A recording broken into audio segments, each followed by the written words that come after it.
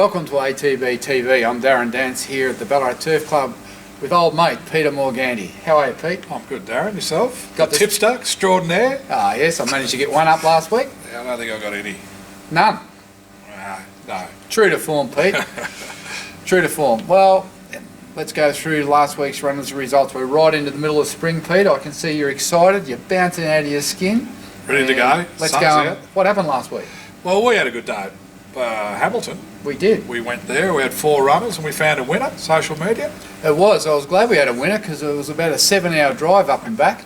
But you know what? You get up to Hamilton, you're in the country, all the trainers, the jockeys, everyone's just so friendly, and I enjoyed the day. I mean, it's always good that you get a winner, but it was just really pleasant, just good country racing and nice people. And some of those stories those old trainers tell you. We actually had to tear ourselves away from them because they had some great stories. If we could get them on ATB TV, it'd be a bestseller. But look, social media, she was good because when she jumped, the horse next to her, he lost his irons and he cannoned into Dean Yendall and he lost his iron. So he's got this horse charging to the front in blinkers, trying to steer it on one rein, 1 foot in the stirrup, and then he's managed to get the foot back in, settle the horse, put her in the right spot, and then kick to the front and hang on and win. It was a really, really good ride. If you get to see the replay of that race, you need to watch it to appreciate the skill of, firstly, Dean Yendall on our horse and young Jordan Robb on the other horse where he lost both irons. How he stayed in the saddle has got me beat. The thing with Dean too, while he was trying to get his foot back in the iron, he was actually between 2 horses and they're going full tilt. Like, to do that balance up, then actually bring the horse back underneath him and win was a great effort. And young Grobby actually come out and rode the next winner, so that was good. Yeah, it was good. I tell you what, that mare, social media, to win like that, with all that going on, she'll win another race pretty quick. Yeah, no, she was terrific and fought them off really well. Well, that was a highlight. Yeah, then we had 3 other runners. We'll go from positions down. The Last Angel, another on a second. Ren Super, just obviously looking for 1600 now, and you'd think in that grade over 1600 she'd be winning next up. Yep. The butcher job of the day, Johnny Allen won't mind me saying that, but all roads, no luck there. No, certainly beaten. Just rode it bad. He admitted that. The shoes are all over it. We're going to put him on again next week. But you'd be glad you owners out there to know that he's suspended, so he can't ride her at Bendigo. So little holiday for Johnny. Anyway, they were going to get him sooner or later, and they got him. And we also had You Can't Be who debuted and ran an even race for 7th, beaten about 5. Yeah, just first up. He's going to be a 1600 metre horse, so you can't take a lot of notice there. But look, his run was good. He looked great, and he's pretty much done everything right, and he's just looking for more ground. So probably 3rd or 4th up, he'll get his chance to shine. Yep. Then we had Liz venture down to, luckless Cranbourne, I reckon you could call it, last weekend. We had Serious Witness who debuted, and she just had no luck at all. No, I don't want to be too rude here, but Serious Witness should have won first up. It was just jockey error. He went to the inside. All he had to do was come to the outside, and she would have been too good for them. But the consequence is he goes to the inside. She gets the split real late and charges home for 5th, but it doesn't help us. She's a highly talented filly. We think she's a potential Oaks filly, and now we just got to change jockey, get her on a bigger track, and sort this out. Yep. And also later on, bookends actually, race 1 and race 8, Tintaglia. She finished well back, but was probably given no chance, and just tight track didn't suit her either, Darren, probably. No, once again, tactically got it wrong, back and wide, and didn't appear to get around the corner at all on the home corner. Just total forgive run, waste of time, and we just got to once again get her back on a bigger track and be ridden a little bit more positive. There's no doubt that she's a stayer and she needs more ground, but I don't like seeing horses go and have a wasted run like that. I just think it's totally unnecessary. Yep. And they all know that. Yeah, very good. Saturday, you ventured to Caulfield where we had Magical Millie. Brent Stanley, trained filly, have her first start. And you get a good gate, but unfortunately, she jibbed a bit at the start, and that was probably the end of her chances. Yeah, 2-year-old filly by Striker, debuting. Very, very nice horse, very talented filly. I knew we were in trouble when we drew one. A lot of 2-year-olds or even first starters, they draw one for some reason, they just missed the start. I think they must wait to see the others jump. And she missed it 3 lengths, and that was the end of it. And she was back second last on the fence. And Glenn Boss done a good job to navigate through traffic and peel her out in the straight. And she got to the line more than satisfactory to run 5th. And had she have run 4th, she would have got a bit of black type, and her value would have skyrocketed, but not to be. And she's gone to the paddock, and she'll be back around Christmas. Yep. Same day, but interstate, Princess Hussey at Morphettville, and she ran an honest 3rd. Very good run, 15-18 metres, D. Endor rotor. Couldn't have rode her any better. It was a peach of a ride. Got to the line really strongly to run 3rd. Got off and he says, I thought myself she's looking for a mile, but he's adamant she needs 1800. So that's what we'll do. Yep. We'll take note, and we've got a long range forecast for Princess Hussey to go to Flemington on Oaks Day, over 1800 in a fillies and mares race. She'll probably have a run in between now and then, and we'll get the owners down to Oaks Day, and I'm sure they'll love it. Yeah, all things are looking good with her. Then we back to Cranbourne, luckless on Cranbourne. We had Tayo in the Cranbourne Cup, farcically run Cranbourne Cup, and he finished 5th, beaten a bit over a couple of lengths. It wasn't much. Wasn't a big margin, but once again, like you say, they walked. All the favourites got sucked in there. 2 kids, 2 apprentice riders went to the front on 2 roughies, and they stacked them up, and then they sprinted away, and the 4 seniors on the 4 favourites got caught napping, and by the time they realised what was going on, it was too late, and they couldn't run home. So we've run home, got beat a couple of lengths into 5th spot.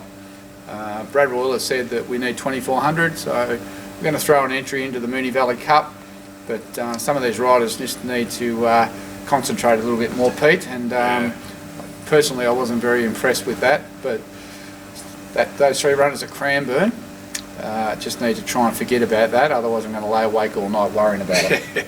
How slow that cup was run. I think the benchmark 64 ran nearly a second and a half quicker, so it just shows you how slow for open class, and not just open class, good open class horses went. One would think that one of those good riders would have realised and would have grabbed these horses and charged around them and took to the front and put some speed into the race and rode like a senior. And if we had done that on Tayu, we would have been some hope of winning that race. But to sit there and wait and then try and work into the race 200 out when you know it's hard to run them down at Cranbourne and you know the horse is looking for more ground, I just think it's not on. Yeah. Anyway, we move on. That's one winner. Yeah, from about 10 or 11, but some nice runs there and some luckless runs. Yep. So going forward, we just hope the luck spins around and we can have 3 or 4 winners out of 11 starters. Yeah, you have your good days and bad games in this day, and generally it's the riders at fault. But anyway, let's have a look at this week's runners, Pete, because we're going to turn it all around. Yeah, we can't give you some definites with a lot of them. They're forecast runners, but we can start off with Firehouse Rock at Caulfield on Wednesday. Looking forward to seeing this horse run Wednesday, and by the time you're watching this it would have been all over, but benchmark race, he's probably going to start favourite. Get back run on horse, his run has to be timed to perfection, so if conditions allow, if there's enough speed in the race and he can sit off them and charge the line, he's probably a winning chance. But if things don't work out and they can't run on, then he probably can't win. But he's the best horse in the race, he's in good form, and he's just a bit tricky to ride, so hopefully the win the other day has really switched him on. Yep. We go forward to Friday. Shiny Lass will run in a fillies and mares 1400 at Cranbourne. Night meeting. Back to Cranbourne. Staying type mare. She was pulled up. Dean thought she wasn't right last time, but she come up through that run fine, so she'll go to Cranbourne. She'll get back and she'll be running on again. The rail will be out because they've had so much racing there, and look, she's probably need this run, and then the run after she'll be ready. Yep. We get to the weekend. La Passe at Caulfield in the Tristarc. Yeah, well, she was a Group 2 surprise winner last start, and a nice surprise. So she gets a chance to run the Group 1, the Tristarc. Big assignment. I think she's $21 fixed. Didn't worry her last time when she won at 45s, but she's in good form. She's come through the run well. Michelle Payne keeps the ride. Back to Caulfield. Once again, she's going to be somewhere in the mix, and she's going to be strong late. And you know, I think she can finish in the first half. Yep. We've also got runners at Bendigo. We'll have all roads backing up after, well, the non-run the other day. 2400 metre 58. Yeah, well, that's her grade, that's her style, that's where she needs to be. And she'll be competitive in that grade and over that distance. I don't know who's going to ride it because Johnny Allen's been suspended, which probably makes everyone smile that's in the horse. But well, we've got to find someone that can control that filly because she's a little bit wayward. But I'm sure Darren Weir's stable's onto it. But if she draws good and everything goes to plan, she should be nearly too good for that field. Yep. And also at Avoca, they're well, it's a cup meeting they have every year. It's a great meeting there, great social meeting. We've got Maddie Williams taking Already Like Her there with, I'm pretty sure Jordan Grob's going to ride as well. That's right. Should be very hard to beat, you would say. Well, based on a form of about 35 seconds, she'll probably run second again. Tight little track, so it'll take a good ride. She'll need a good gate. She just has a habit of running second. Yeah. But she'll probably go out after this run anyway, so fingers crossed she can get there. And I believe, Pete, you're going to try and go to Avoca and Bendigo on Saturday. Got the Learjet all warmed up. If we can get the races just spread about an hour and a quarter apart, it's possible. Possible. Oh, well, I know what's going to happen. I'll go to the first one to be a protest and a delayed start or something. But no, hopefully we can get to both. And that'd be great to get find a couple of winners. Very important. And well done on getting that feedback to Princess Hussey's owners last week from Adelaide through Dean Yendall. That was fantastic. Yeah, one of the owners was quite happy to do a little bit of work there too. It's good. So getting owners involved and helping us out, it's great. Excellent. We move on to Sunday where we've got guest of honour from the Hayes Dabernick yard going to the Seymour Cup, Darren? Yeah, they've put an entry in for the Seymour Cup for that horse. It's not far to go for him from Euroa. Nice track, Seymour. Look, he just needs a bit of give in the ground. If we get a good 3 or a dead 4, that'll really suit him. He just loomed up to win, Damien said the other day, at, where was it? Flemington? Flemington, yes. And it was a good 2. I don't care what they say, and he just felt that he didn't let down. He was ready to win, so he just said if we get back onto a good 3, he's ready to win. So if we can get to the Seymour Cup, that would be fantastic, and he must be a good each-way chance. It's ideal, the mile, the Seymour Cup, and I did see a bit of vision there from David. He was voicing over some of the footage of guest of honour doing a bit of work, and it must have rained, and he said he really appreciated getting his toe into the ground. So if any of that precipitation turns up, well, he'd be a great chance up there. Looking at the sky, I don't think it's much around. Anyway, and Warrnambool? Yeah, we've got the Broadway and First. It was very unlucky here at Ballarat a week ago, so you would think, I'm thinking a maiden, very hard to beat. Yeah, well, he's probably our bet of the week, Broadway and First, going to Warrnambool. Stole me thunder. Getting down there and Dean Yendall to ride. And hopefully he can break that maiden after a luckless run here at Ballarat the other day. And then the plan is to sneak him down to Moonee Valley and see if we can get a win on the board at Moonee Valley for the owners, because he's a talented colt. He's a 3-year-old and he's got bigger fish to fry later in the spring. He'll have a good day, and he has to move from out at Wongoom to the races for that. So yeah, let's hope he can get the money. And yeah, that is my best bet. One of my best bets. Well, Pete, I think in the last 5 weeks you've been here, I don't know if you've tipped a winner, but all roads. I'm off it this week. Also, we look forward, we go forward, well, 8 days as we stand here, but the Geelong Cup Day looks like been a great day for us, especially with Dandino in the Cup, but also a couple of mares in Long Time and My Obsession will also go round. Yeah, well, as you know, Dandino ran 4th in the Turnbull Stakes, which now means that he doesn't get a start in the Caulfield Cup. May sneak into the emergencies, but anyway, we've decided that in respect of all that, that we'll go straight to the Geelong Cup and roll the dice there. We need to win the Geelong Cup to get into the Melbourne Cup, and then more than likely he could go the McKinnon or the Lexus prior to the Melbourne Cup. So that's Dandino's path. He's in great order, he's busting to win a race. And if everything goes right at Geelong, he's going to be extremely hard to beat. Long Time, no luck at Caulfield on grand final day. Poor ride again. Sound like I'm a jockey basher this week, but we've copped a few.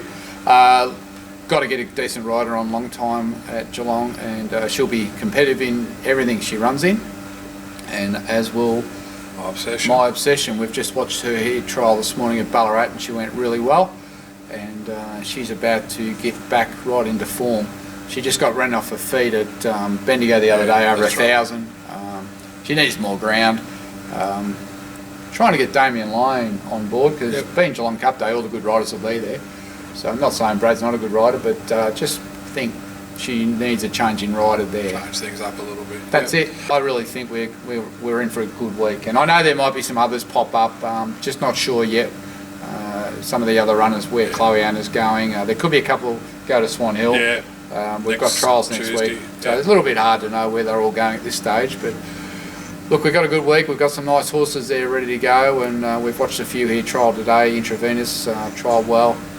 So a bit to look forward to over the next couple of weeks. Kayatika, Linden Dome, they're all potentially back later next week as well. Yeah, later next week they'll be at Ballarat probably. So looking forward to that. So the spring's in the air, Pete. Yeah, it is certainly. And you know what? In 4 weeks' time, the Melbourne Cup, it's all going to be over. So it's going to come and go very, very quickly. But at this stage, we're just enjoying the ride, and I guess from the big race point of view now, we just want to see Dandino do what he deserves to do, and that is to win a race, and all eyes will be on him. Yeah, for him, but a lot of loyal owners been trekking around for a couple of years with him now, and look, he's in magnificent fettle. It's just a little bit of race day luck, and he'll get the job done. He'll get the job done. Well, until next week, I'm Darren Dance with Peter Morganti. Enjoy spring racing. May you get your winner soon.